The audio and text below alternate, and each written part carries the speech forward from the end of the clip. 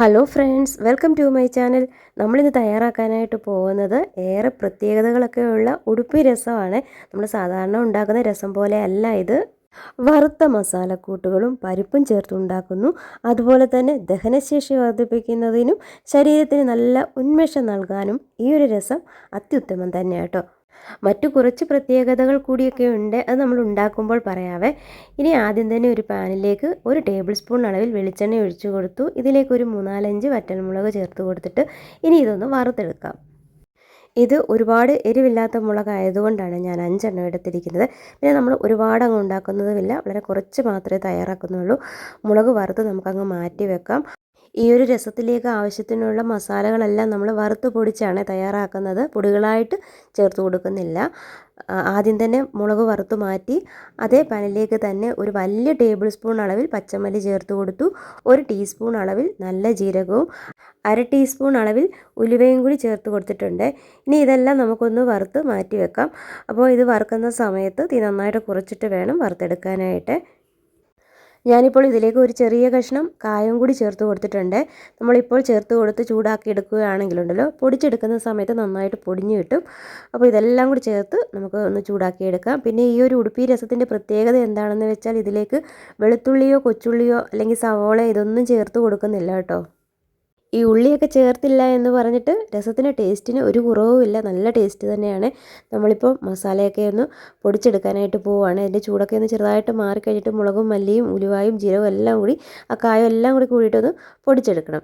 ഇനിയിപ്പോൾ നമ്മളൊരു പാൻ വെച്ച് ഇതിലേക്ക് 1 ടേബിൾ സ്പൂൺ അളവിൽ എണ്ണ ഒഴിച്ച് വെളിച്ചെണ്ണ തന്നെ ഒഴിച്ചു കൊടുക്കുക.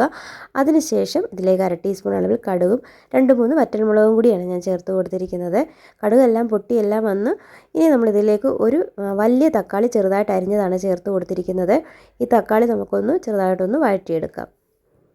ഞാനിപ്പോൾ 2 പച്ചമുളകും കൂടി ചേർത്ത് കൊടുക്കുന്നുണ്ട്. നമ്മൾ മുളക് പൊടി ചേർത്ത് കൊടുക്കുന്നില്ല, വറ്റൽമുളകാണ് ചേർത്ത് കൊടുത്ത് വറുത്ത് മാറ്റിയതിൽ ഒരുപാട് എരിവില്ലാത്ത മുളകായതുകൊണ്ട് 2 പച്ചമുളകും കൂടി ചേർത്ത് കൊടുത്തിട്ടുണ്ട് കേട്ടോ. ഉടുപ്പി രസത്തിനകത്ത് മറ്റൊരു പ്രത്യേകതയാണ് പച്ചമുളക് ഇതുപോലെ അരിഞ്ഞിടുക എന്നുള്ളത്. ഇപ്പോൾ തക്കാളിയൊക്കെ നന്നായിട്ടൊന്ന് വഴറ്റി എടുത്തിട്ടുണ്ട്. ഇനി ഇതിലേക്ക് നമുക്ക് പുളിവെള്ളം ഒഴിച്ചു കൊടുക്കാവേ. അതായത് ഒരു ചെറിയ നാരങ്ങ വലുപ്പത്തിന് ഞാൻ പുളിയെടുത്ത് നന്നായിട്ടൊന്ന് കുതിരാൻ വെച്ചിട്ടുണ്ടായിരുന്നു. എന്നിട്ട് ആ വെള്ളം ഒന്ന് നല്ലതുപോലെ പിഴിഞ്ഞ്, ആ ഒരു പുളിയൊക്കെ ഉണ്ടല്ലോ, നന്നായിട്ടൊന്ന് പിഴിഞ്ഞ് ആ വെള്ളമാണ് ഇതിലേക്ക് ഒഴിച്ചു കൊടുത്തിരിക്കുന്നത്. ഈ തക്കാളി ഉടഞ്ഞിട്ടില്ലെങ്കിൽ തവി കൊണ്ട് ചെറുതായിട്ടൊന്ന് ഉടച്ചു കൊടുക്കുകയാണെങ്കിൽ നല്ലതായിരിക്കും. അപ്പോൾ നമ്മൾ പുളിവെള്ളമൊക്കെ ചേർത്ത് കൊടുത്തു. ആവശ്യത്തിനുള്ള ഉപ്പും കൂടി ഈ ഒരു സമയത്ത് ചേർത്ത് കൊടുത്തിട്ടുണ്ട്. ഇതിനി നല്ലതുപോലെ ഒന്ന് തിളച്ച് വരട്ടെ. 1 നുള്ളു മഞ്ഞൾപ്പൊടി കൂടി ചേർത്ത് കൊടുത്തിട്ടുണ്ടായിരുന്നു. ഇപ്പോൾ നല്ലതുപോലെ തിളച്ച് വന്നിട്ടുണ്ട്. ഇനി നമുക്കിതിലേക്ക് പരിപ്പ് ചേർത്ത് കൊടുക്കാം. ഞാൻ ആദ്യം തന്നെ കുറച്ച് പരിപ്പൊന്ന് വേവിച്ച് വെച്ചിട്ടുണ്ടായിരുന്നത്. നമ്മുടെ സാമ്പാർ പരിപ്പുണ്ടല്ലോ, അതാണ് വേവിച്ച് വെച്ചിരിക്കുന്നത്. 1 കൈപ്പിടി പരിപ്പ് കുക്കറിലിട്ട് 1 നുള്ളു മഞ്ഞൾപ്പൊടിയും 1 നുള്ളു ഉപ്പും കൂടി ചേർത്ത് കൊടുത്തിട്ടാണ് വേവിച്ചെടുത്തിരിക്കുന്നത്. അത് നന്നായിട്ട് ഉടച്ചെടുത്തിട്ടുണ്ട്. അപ്പോൾ ആ പരിപ്പ് ചേർത്ത് കൊടുത്ത് നല്ലതുപോലെ ഒന്ന് ഇളക്കിയെടുക്കുക. പിന്നെ ഈ ഒരു സമയത്ത് നിങ്ങൾക്ക് കുറച്ചുകൂടി വെള്ളം വേണമെങ്കിൽ ഒഴിച്ചു കൊടുക്കാം. ഇപ്പോൾ നമ്മൾ പൊടിച്ച് വെച്ചിരിക്കുന്ന മസാലപ്പൊടികളുണ്ടല്ലോ, അതാണ് ചേർത്ത് കൊടുത്തിരിക്കുന്നത്. ഉടുപ്പി രസത്തിൻ്റെ മറ്റൊരു പ്രത്യേകതയാണ് പരിപ്പ് ചേർത്ത് കൊടുക്കുക എന്നുള്ളത്. അപ്പോൾ ഈ ഒരു രസത്തിന് നല്ല കൊഴുപ്പായിരിക്കും, ഒരുപാടങ്ങ് ലൂസായിട്ട് ഇരിക്കത്തില്ല. സ്വാത്വിക ഭക്ഷണ രീതിയുടെ ഭാഗമായിട്ടാണ് ഇതിലേക്ക് കൊച്ചുള്ളിയും വെളുത്തുള്ളിയും ഒന്നും ചേർത്ത് കൊടുക്കാത്തത്. പിന്നെ നല്ല ദഹനം കിട്ടുന്നതിന് വേണ്ടി ഇതിലേക്ക് നമ്മൾ പുളിയും തക്കാളിയും പരിപ്പും ഒക്കെ ചേർത്ത് കൊടുത്തിട്ടുണ്ട്. അതുകൊണ്ട് വയറിൻ്റെ ആരോഗ്യത്തിന് വളരെ നല്ലതാണ്.